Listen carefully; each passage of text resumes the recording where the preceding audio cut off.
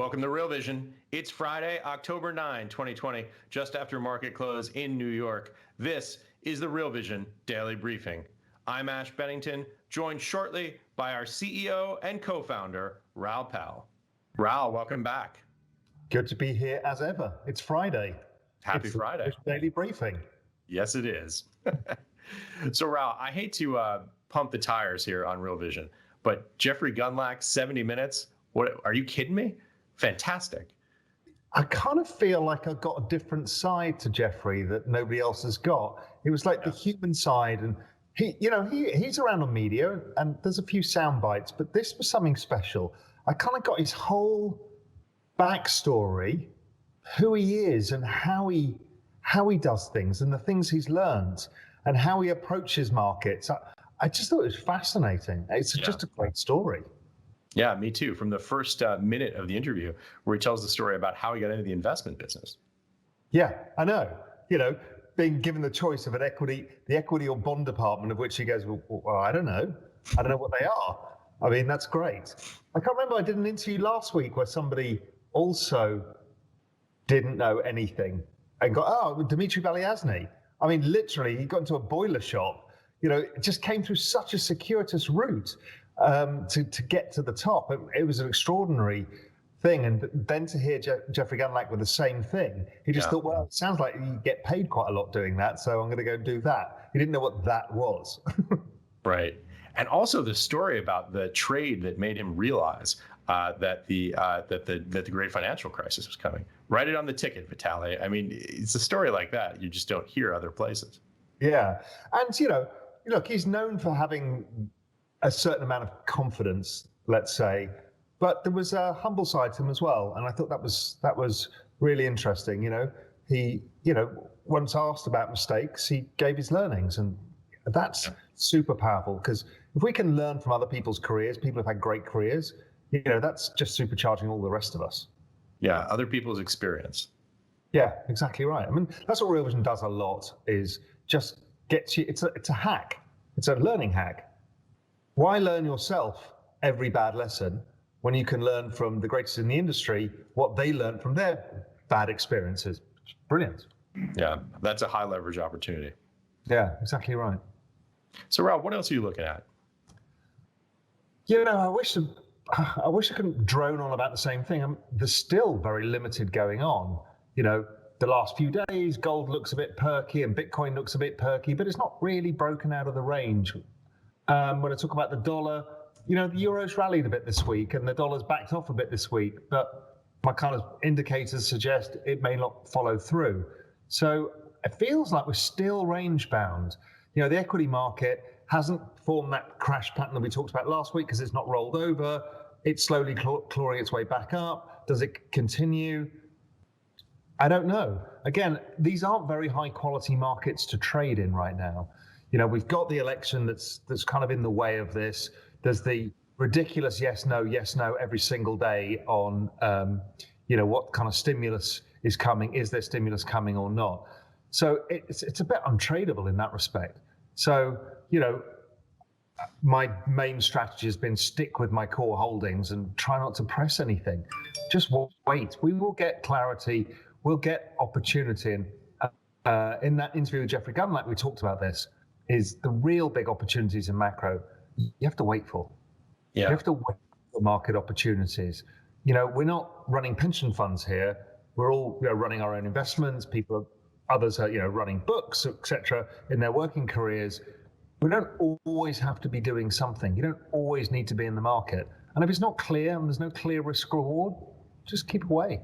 But my clear risk rewards are longer, bigger picture opportunities. And we talked about the risk reward of Bitcoin. We talked about and gold and a number of other things. I still like the dollar over time, but right here and now, it's one of those markets that volatility is crushing everybody. We've referred to it as the Holocaust. I mean, it's just a terrible, terrible market because breakouts don't stick. So every time you think, this is the time, let's get in, it reverses again. And having lived a few of these markets before, you have to be very careful because you lose P&L very quickly by getting too excited. Yeah, To exactly that point, Mr. Gundlach talks about the importance of focusing on the right time horizon with investments, and that lots of people get burned and or burned out looking at markets quarterly or monthly. Yeah, look, this is the reason I left the hedge fund industry and started writing GMI, is I've noticed that hedge funds back in early 2000s, the investor base had changed from family offices and fund of funds who had long history of investing in hedge funds to pension companies, insurance companies, and sovereign wealth funds. Their mandates were different. They said, okay, guys, we understand you can generate alpha, but we only want alpha that looks like this. It needs to look like a bond. So we want, maybe it started off as 10% volatility, and then they brought it down to 8% volatility, then they brought it down to 6% volatility, and now it's like sub 5% volatility, and they want a return that is slightly larger than that. So right now, 6% volatility, they're looking for 8%, basically a junk bond that doesn't behave like junk. So what happens is, to manage that kind of low volatility, you can't manage long-term positions because markets move around a lot. So everyone becomes shorter term by nature, and these people wanted monthly reporting. So if you have monthly NAV reporting, it means basically every month you may have made a lot of money in a trade the previous month, but at the beginning of the next month, if it goes 2% against you, you close out. So you don't even hold on to positions. So what happens? It becomes a nonsense industry because time horizons didn't match. And particularly macros, one of the reasons macro struggled is macro's longer term time horizons because you're dealing with economies and they move slowly. So it became very difficult to make money in that space. And that's one of the reasons I went and started GMI, to prove that longer term time horizons in macro generate significantly higher returns over time, but with more volatility. Yeah, it's so interesting if you think about that fundamental mismatch between the opportunity in the market and the demands of investors. It must create other pockets of opportunity as a consequence of the mismatch. It does. But if you think of the short-term time horizon, so, okay, in my time running a hedge fund, there was a bunch of other long-short equity funds, macro funds, and everyone had moved their time horizon shorter or had lowered their overall volatility of their fund by increasing diversification. Then what happened is the machines came and basically picked their pockets too. So that was the end of all the ability to generate short-term alpha, and it's become increasingly difficult for people. And that's one of the reasons it pushed people into the crypto markets, because the crypto markets don't have the same forces being applied to them and the same lack of volatility and the same manipulation by central banks, etc. What you've got is more freely traded markets with much more volatility and therefore a higher ability to generate absolute returns. Yeah. Talking of crypto markets, I know there were some things that you were watching this week, some news flow coming out on crypto.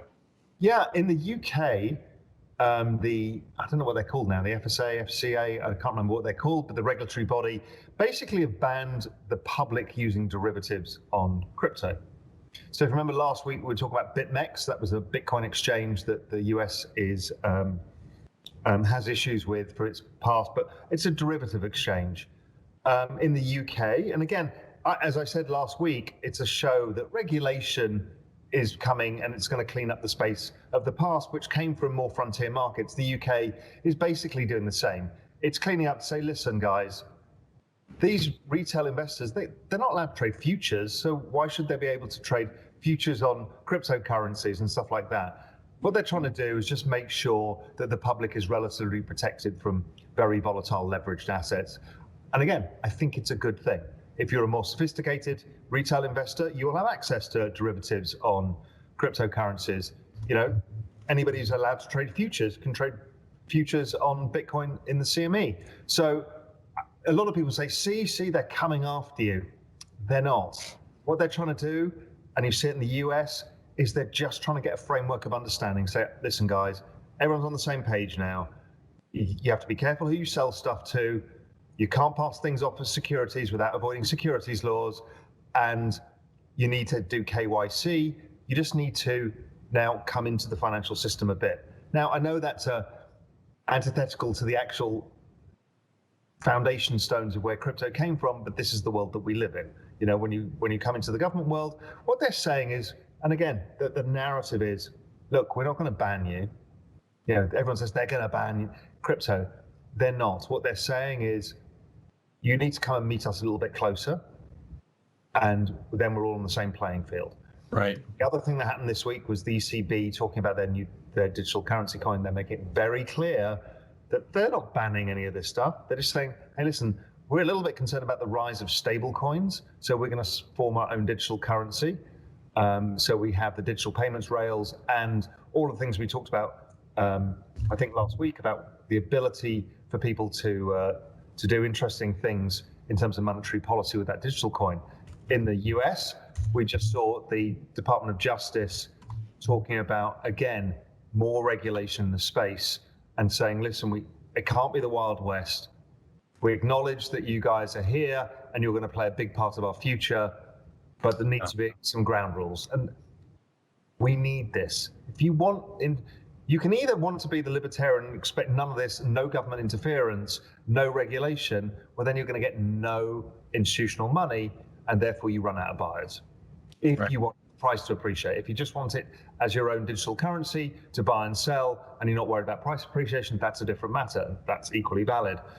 But if you want people to be able to, if you want your pension fund to be able to buy cryptocurrencies, there has to be regulation. And I think of it only as a good thing. Yeah.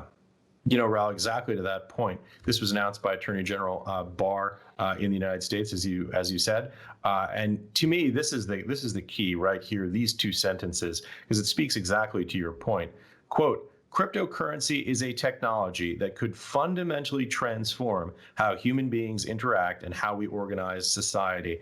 Ensuring that use of this technology is safe and does not imperil our public safety or national security is vitally important to America and its allies. That does not sound like a quote from someone who wants to shut down the world of cryptocurrency. It sounds very much like precisely what you were saying.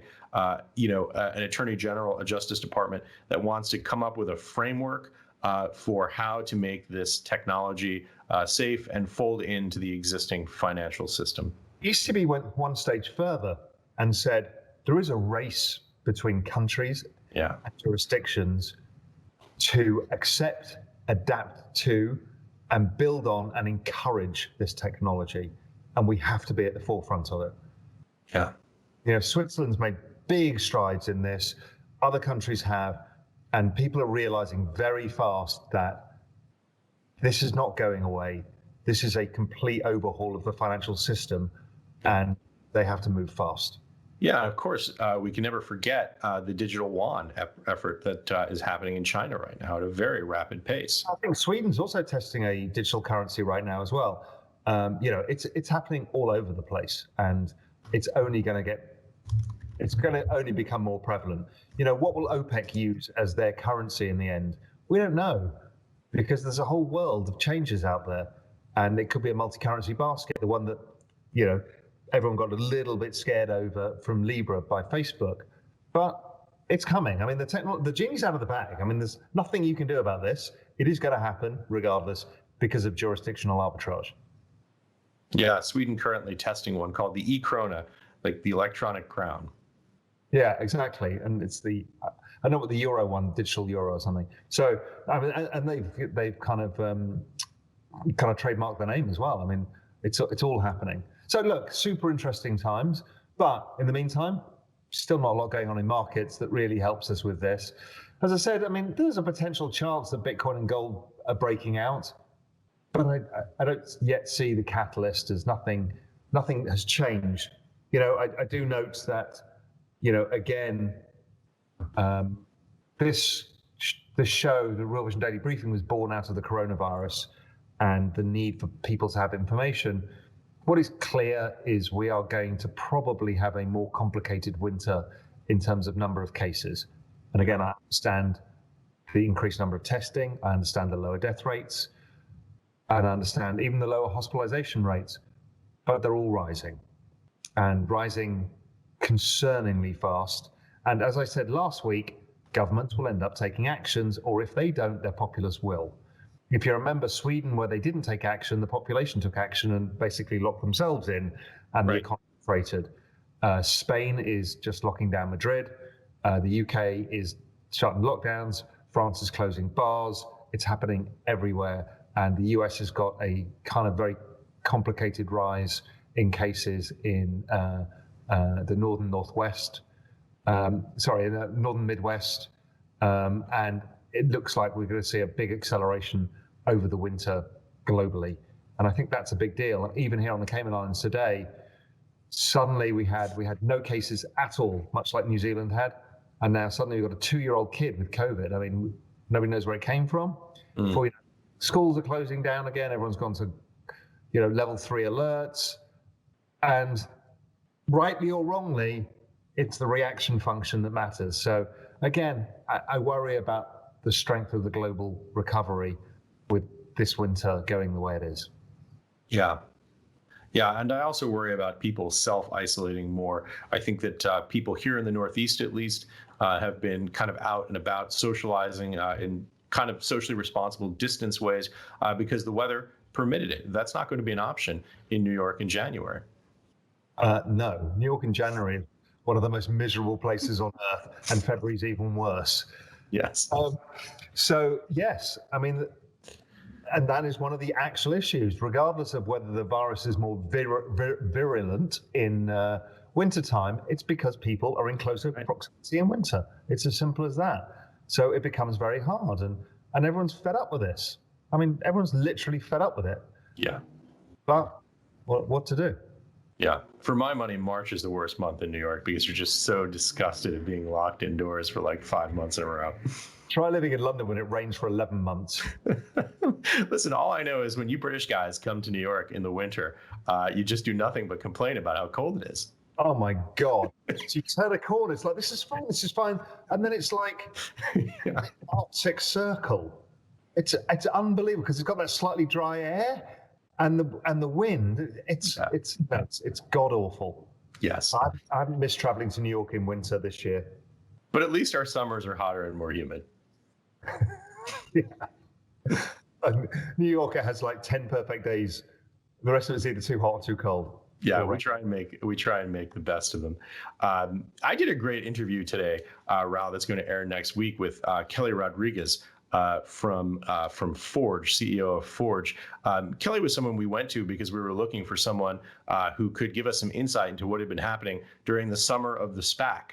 But the interview turned out to be a great deal more than that. And we talked kind of about the union and the lines blurring between public and private markets. I think it's a great conversation that I certainly learned a lot myself about a space that I wasn't as knowledgeable about as I should be. And I suspect our viewers are going to enjoy it next week. Yeah, I mean, the whole SPAC space is super fascinating.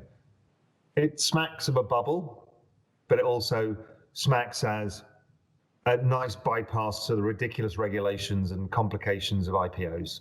Yeah. So basically, it's giving people ability to exit or partially exit these opportunities because these VC funds and private equity funds are chock full of stuff they can't actually get out the door. And this helps them do it. But it's a crazy old world where you just say, well, I'm thinking of doing something maybe, and I'm raising $500 million to do this maybe something, not sure. And if I don't do this something, you'll get your money back. And people are getting tons of money on the back of it. It smacks of something that's about to blow up at some point. But I also see the structural benefits from it. Yeah, I was thinking of it in sort of 3 levels. The first is the first point you made, which is that, look, it's a novel structure that facilitates the conveyance or transaction of certain deals that couldn't get done otherwise. The second is the point that you made, hey, maybe we're in a little bit of a bubble here when something rises that quickly. But the third, and maybe the deepest or biggest picture and perhaps the most profound lesson is that the story of the SPAC in many ways is the story of a 2-tiered market system where a significant amount of innovation is happening in the private markets and it's staying there deeper and longer. And this is really a major structural shift in the way that innovation gets done in American companies. Yes, and I've been writing about this in Global Macro Investor for a long time, the rise of private equity. Yeah. So what's happened is private equity has basically taken a lot of the return streams out of public markets. Yeah. So they've kept hold of opportunities and be able to do certain things that public companies couldn't do. So more and more of the market is now in private hands as opposed to public hands than ever before. And that's fascinating. It's interesting, it's concentrated in a very few number of players. I mean, if you go to every single investment bank, almost in every single department in their investment banking division, their largest customer is one of the three big private equity funds. Right. So I never like it when the largest customers in the world come down to two or three firms. Usually it means there's trouble brewing.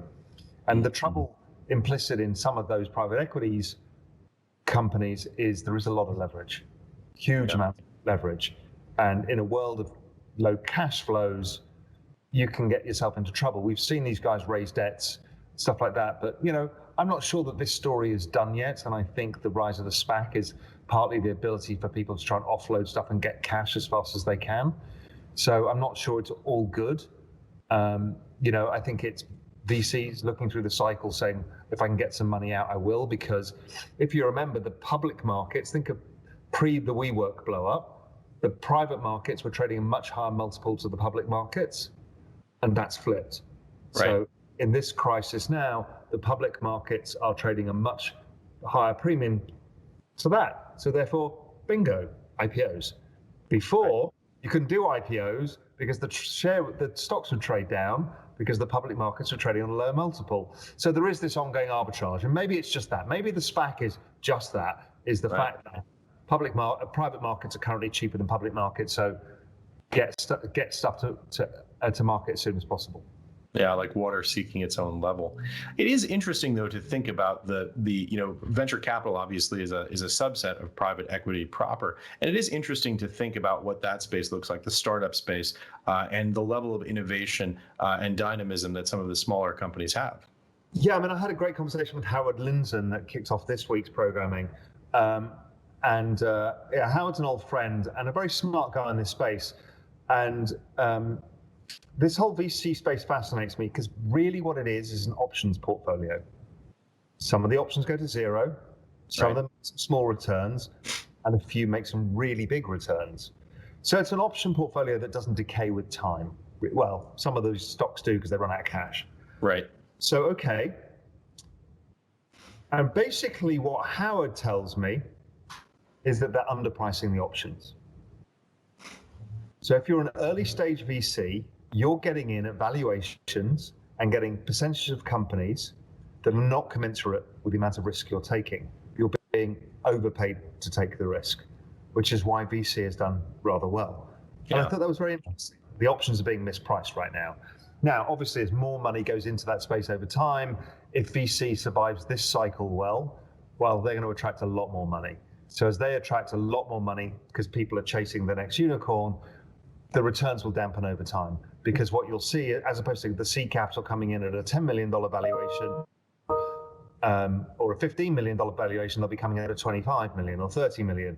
And before you know it, everything kind of doubles in expensiveness, and therefore the ability to have a 10x becomes a 5x, or the 100x becomes a 50x, and the ones that were marginally profitable become marginally losers, and you still get the ones that burnt out. So it's a really interesting space when I use traditional investing framework upon it and using derivative pricing models.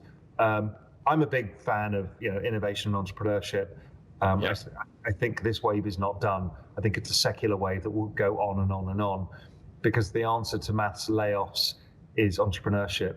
The answer to the shutting down of the big cities in terms of the stores and everything else is entrepreneurship.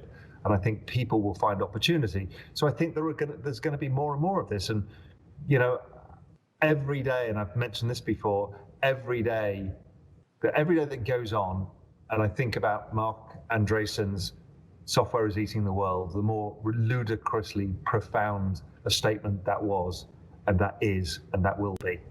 It is like Moore's Law. It's become one of these things of legends that you're like, oh my God, it's now eating money, and oh my God, software is going to eat, literally everything. I had a fascinating conversation with Jeff Booth last week about, and something I'm now about to do a whole bunch of work on GMI about, was the deflationary effects of demographics and and technology are so big that one of the things that I'm starting to think is that and also globalization is once you look at those things, it's wages that have deflated versus not the fact that goods have inflated as much. So I'm looking at the purchasing power of wages versus assets, commodities, real estate, all of this stuff. And I'm doing a bunch of work on this. I think I'm going to find that the 80s, 90s, 2000s, 2010 have been a wage deflation environment. And that spills into politics. That spills into all of the things that we know about. Now, in a wage deflationary environment, you're also increasing debts to try and cover the loss of wages that you've had. So there's something interesting in all of that. And that's another thing that technology is doing, because it's just accelerating, and it's eating all the profit margins. And anything that has a high cost base, it's destroying it and replacing it with something else. And we're seeing it. Truck drivers don't need those, go to technology. Cab drivers don't need those, go to technology. I mean, one thing after another, and that is not going to stop. Yeah.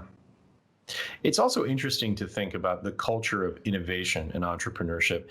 I mean, if you think about, as an example, something that we think about all the time, what we're doing, what is it that makes it special? I mean, I'm shooting this on a $200 webcam.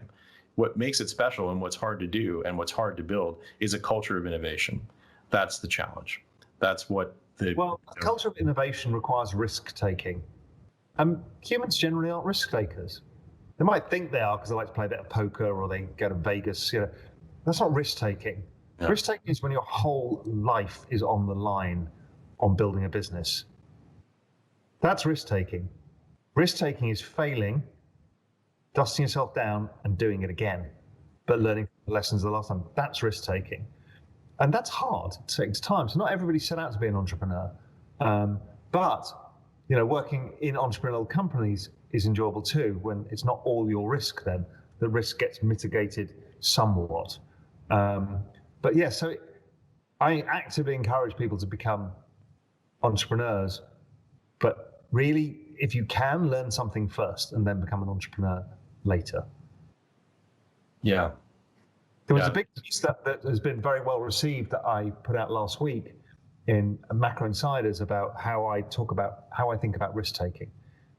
And one of the things that really resonates, and I got a lot of thank you letters for it, is people get confused in this world of financial markets that they need to do things and they lose their priorities. The market and the adrenaline and the money is the priority.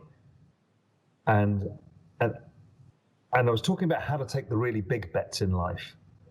And the best thing is from a position of security, not insecurity. You can do it once when you're very young and you have nothing to lose. But once you have something to lose, it's difficult to take a big bet. So then what you need to do is focus on, okay, how do I accumulate, if I can, pay off a house? Have some funds, doesn't have to be the house you live in, somewhere that you could go to if it all goes wrong and get a bar job. Then you're in a situation of security. And then, so I wrote that whole piece out, and I think we'll probably pass it out to more people in due course about how to go, what to do, the steps to take to be able to take life-changing risk without it actually adversely affecting your life. Risk-taking is, I think, a thing that most people don't really understand. Yeah. When are we starting the Real Vision Entrepreneurship channel? We've talked about this for a long time. We're too busy doing what we're trying to do now. Yeah. Once we crack this, we're all billionaires, we'll do the entrepreneurship channel too. Yeah, and until then, we'll stitch it through all of the content that we create as we do today. Well, because again, like crypto, these worlds have all merged. Yeah. Right, those guys are the disruptors. They're changing what is happening. They're changing the narratives, the way commerce is done. So we have to have one eye on that, and it's part of the financial markets. Many of our viewers are high net worth individuals, and they're equal opportunity investors: VC, real estate, precious metals, hedge fund, trading my own equities, all sorts of things. So I want to make sure that people have a broad perspective, because it's not just about the S&P. And we've seen that in the US and other countries, they've made it easier for the public to start investing in VC style opportunities, in a platform that makes sense, less about the individual company, more about a VC product that you can engage in, and that's good. It's good. Yeah. Raoul, once again, we've blown through 30 minutes in the blink of an eye. Oh, yeah. Always. Ash, there's nothing to talk about today. Absolutely nothing. I've said that for the last 6 weeks. Nothing to talk about. Yeah. Maybe I just sat in my own voice. That's the problem. Raoul, this was a lot of fun. Thank you again for joining us. Yeah, maybe next week the markets can do something, and then we'll have something to talk about. Yeah. Careful what you wish for, Raoul.